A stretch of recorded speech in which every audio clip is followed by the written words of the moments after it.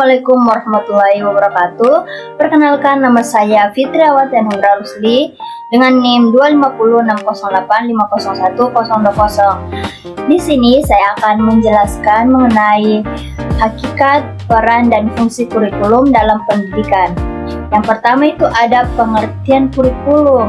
Kurikulum adalah seperangkat rencana dan pengaturan mengenai yang pertama itu tujuan pendidikan, isi atau materi pembelajaran, metode atau strategi pembelajaran, evaluasi atau penilaian. Kurikulum tidak hanya daftar mata pelajaran, tetapi seluruh pengalaman belajar peserta didik seperti intrakurikuler, kokurikuler, dan ekstrakurikuler. Dan yang kedua itu hakikat kurikulum. Hakikat kurikulum itu meliputi yang pertama itu sebagai rencana sistematis untuk mencapai tujuan pendidikan. Kedua itu mencakup 4 komponen utama, yaitu tujuan, isi atau materi, metode, dan evaluasi.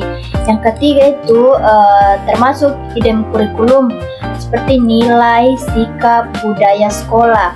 Dan yang keempat itu mengatur seluruh pengalaman belajar peserta didik. Kurikulum adalah pedoman utama dalam proses pembelajaran. Dan yang ketiga itu ada peran kurikulum dalam pendidikan. Yang pertama itu peran konservatif, memiliki 2 aspek, yaitu melestarikan nilai budaya dan norma masyarakat dan mewariskan nilai positif kepada generasi muda. Yang kedua yaitu peran kreatif. Di sini dia juga memiliki 2 aspek. Yang pertama itu mengembangkan inovasi sesuai perkembangan iptek dan menyesuaikan dengan kebutuhan zaman.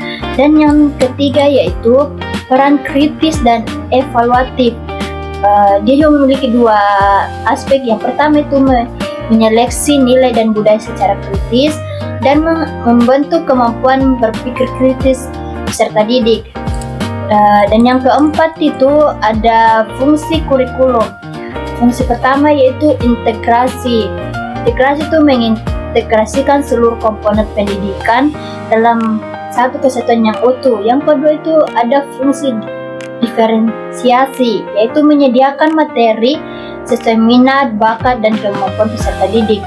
Yang ketiga itu fungsi seleksi, memberikan pilihan program sesuai potensi peserta didik. Dan yang keempat itu ada fungsi adaptif, yaitu menyesuaikan dengan perkembangan zaman dan kebutuhan masyarakat. Dan yang kelima yaitu kesimpulan. Di sini kesimpulan itu hakikat kurikulum adalah rencana sistematis pembelajaran. Kedua itu kurikulum berperan sebagai pelestari nilai, pengembangan inovasi, penyaring nilai secara kritis.